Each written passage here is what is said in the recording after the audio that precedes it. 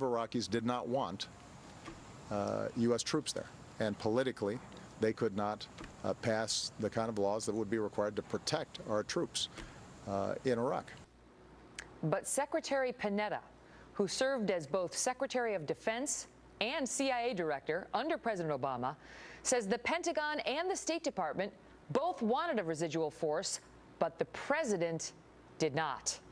He writes in his new book, Worthy Fights, that as he and others were objecting to the complete withdrawal of the troops, quote, the president's team at the White House pushed back, and the differences occasionally became heated.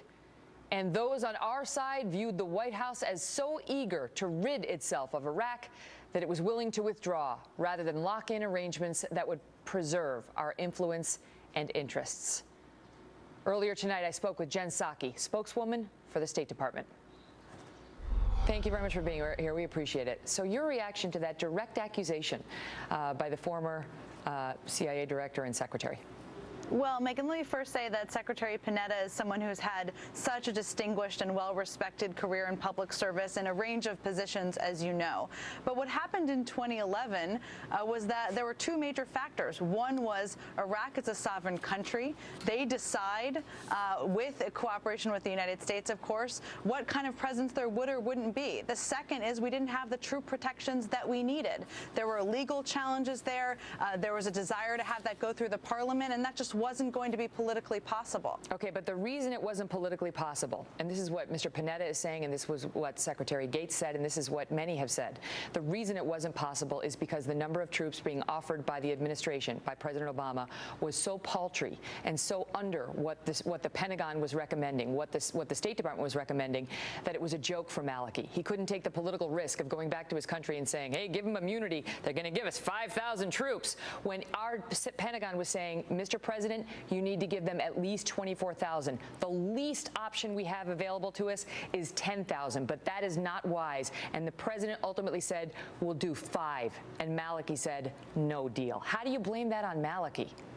Well, look, I think a number of people, including Secretary Pannetta, have spoken to that exact question over the course of the last couple of years. He has, and it's not favorable to the president, what he's saying. Well, we're not placing blame on anyone. What we're placing, the facts are the facts here. The facts well, that's what we're trying to get to those. And it's not about blame, it's about accountability, because the president is very focused on what we do right now about the problem in the Middle East, and that's good. But the question also has to be answered, how did we get here? And you know what people say. They think we got here because the president pulled all of those troops out of Iraq over the recommendations of the generals, over the recommendations of his Pentagon, his defense secretary, over the recommendations of Gates, and instead of doing what everyone was telling him to do, he pulled us out of there because politically he wanted out of the Middle East. Megan, the facts just don't align with that.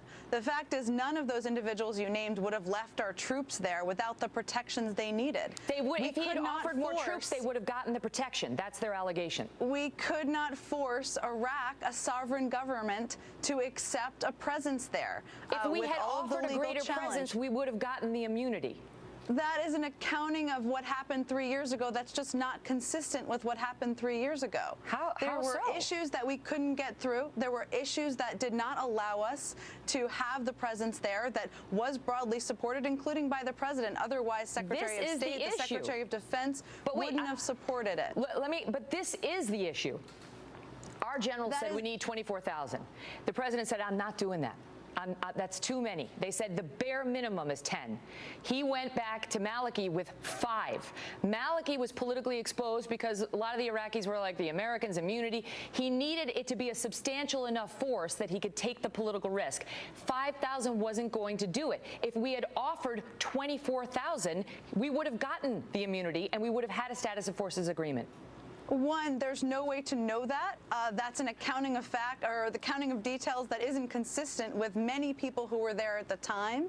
And regardless, even if we had had a presence there, had a residual force there, that would not have prevented and changed the facts that we've seen over the last 8 months. That's not what Mr. Pannetta says. We had 150,000, 175,000 troops in Iraq during the surge, as you know.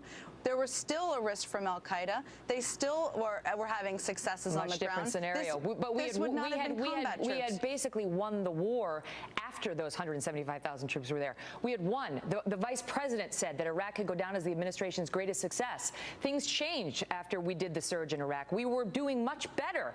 And then the president's critics say we snatched defeat from the jaws of victory because we pulled out the troops and there was no one there to protect the gains. But Megan, are you arguing that 10,000 troops or 5,000 troops or 25,000 troops would have been able to fight back against ISIL when 150 or 175,000 couldn't have held back entirely al-Qaeda? It's not Megyn Kelly arguing it. It's Leon Pannetta, who's in a much better position to know. He talks about how I voiced to the president that this country could become a new haven for terrorists to plot attacks against the United States if we withdrew all the forces. Isn't that exactly what happened?